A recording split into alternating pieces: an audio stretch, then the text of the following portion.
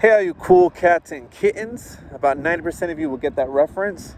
It's me, Joe, hanging out here under a tree at CFCA, soaking up some sun, enjoying the great outdoors, trying to stay sane. Hope you guys are doing the same. I have the Devo for today. We're going to look at Ruth chapter 2. Earlier this week, we talked about faithfulness in dark situations. In situations of uncertainty, it can be hard to remain faithful to God. In Ruth chapter 2, we are given an example of God providing for basic needs. And when everything seems to be falling through, we can count on God to be there for us. So here are a few things that we know about Ruth and Naomi in chapter 2. We know that they were alone in the return to Bethlehem from Moab. We know that they had no one to care for them, as both husbands and sons have died. We know that Ruth had to plead for food, which shows her basic need for any sustenance. We see that in verse 2.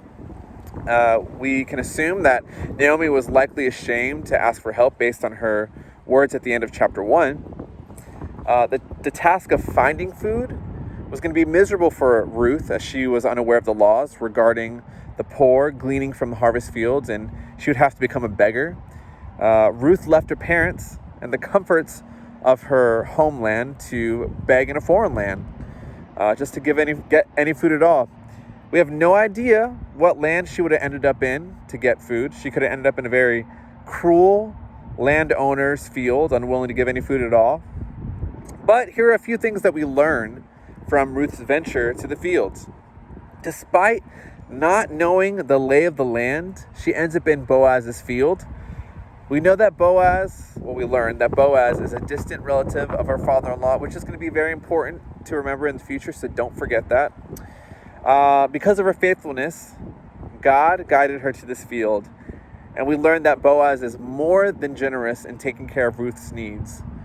God is providentially working all this together for her good.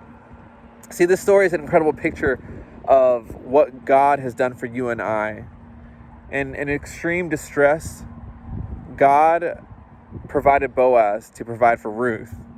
He did not neglect her because of her poverty or the lowliness of her family. In the same way, we see that in Romans 5:8, it says that Christ came to be a sacrifice for the lowly, the strangers, the sinners. In our darkest times, we can rest assured that God is there for us, and He wants us to seek Him with all we have. Take care, y'all.